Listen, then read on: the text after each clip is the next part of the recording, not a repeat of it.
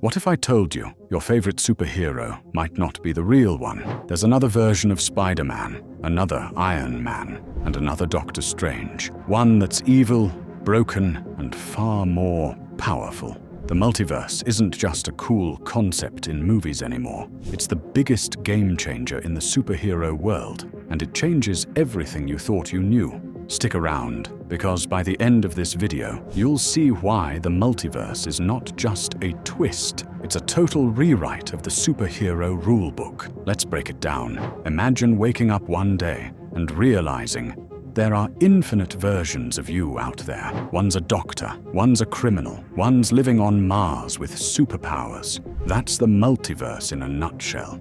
And for superheroes, it's chaos wrapped in potential. See, Marvel didn't just pull the multiverse idea out of thin air. It's been part of comic book DNA for decades, but the way it's being used now, especially in the MCU, is like flipping the chessboard and playing in 4D. You thought Endgame was big? That was just the beginning. Let's start with the basics. The multiverse means multiple timelines, multiple realities, all coexisting. Each decision, each moment creates a branching universe. So when Doctor Strange opened the multiverse in Spider-Man No Way Home, he didn't just mess with time, he cracked open reality itself. Now there's no longer one Spider-Man. There are 3 we've seen, and potentially hundreds more we haven't, each with their own story, pain, and villains. This means heroes don't just fight bad guys anymore. They fight versions of themselves. And here's where things get juicy. Think about Loki.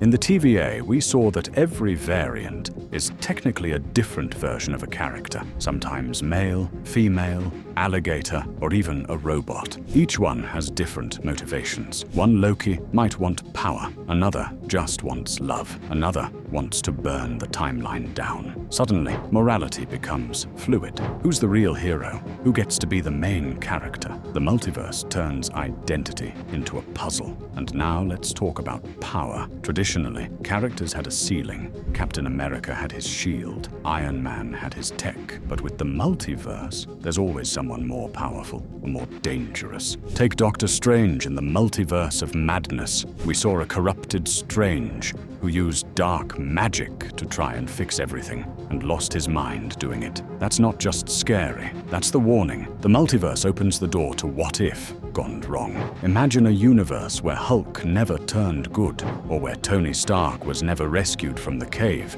and became a warmonger, or a Wanda who didn't stop herself and became the multiverse's greatest threat. The stakes just shot through the roof. But here's the real kicker. Death is no longer permanent, and that breaks everything. Tony Stark died, right? But what if there's a universe where he lived, or one where he became Kang's greatest weapon? This is how Marvel might bring back fan favorites without bringing back the same versions. Smart, right? They can reboot, recast, and remix. They can give us Ironheart and a new Iron Man. They can kill Spider-Man and still have Spider-Man. But there's a catch. The more you pull from the multiverse, the messier it gets. Characters lose impact when their death doesn't mean anything. Villains lose threat when a stronger version is right around the corner. And fans, we get confused, burned out, disconnected. It's already happening. After Endgame, many people said the stakes felt smaller. Now,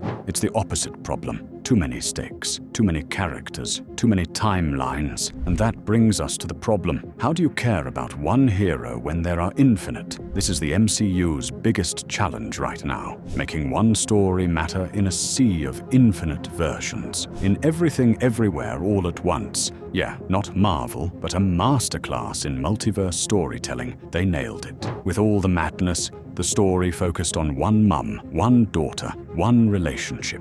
Marvel has to do the same. Because here's the thing, the multiverse isn't about bigger, it's about deeper. It's not about how many Iron Men you can throw on screen. It's about what a character does when faced with their alternate self. Do they learn? Do they change? Or do they lose themselves? Take Across the Spider-Verse, arguably the best multiverse storytelling Marvel's inspired. Miles Morales isn't just fighting villains.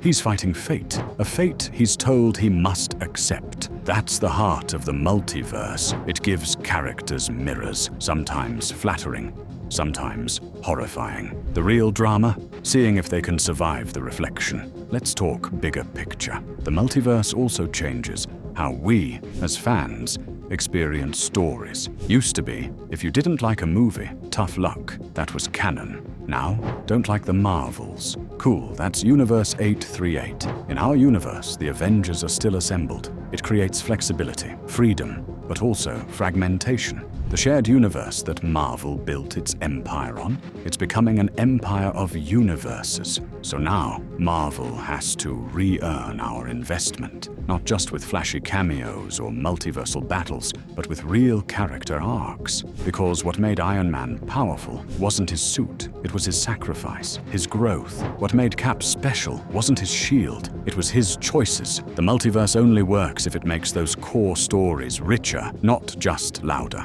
So what's next? Secret Wars. This is where it all leads. Every universe, every version, one giant collision. Think Endgame, but on steroids. We're talking Kang, Doctor Doom, incursions, realities folding into each other like cosmic origami. And here's the twist. Marvel can use Secret Wars to reset everything, clean the slate, start fresh. New X-Men, new Fantastic Four, a young Avengers team, maybe even a new Tony Stark, but with a different face, different scars, different history. It's the ultimate reboot button, disguised as a finale. But if they want it to work, they have to earn it. The multiverse shouldn't just be a tool for cameos and nostalgia. It should be a mirror for identity, a test for morality, and a battlefield for destiny. Because in the end, the multiverse doesn't just change superheroes, it changes us. It asks, if there are infinite versions of you,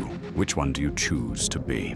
Thanks for watching Multiversal Mind. Don't forget to subscribe if you want to dive deeper into how Deadpool and Wolverine are tearing the multiverse apart next. Comment below.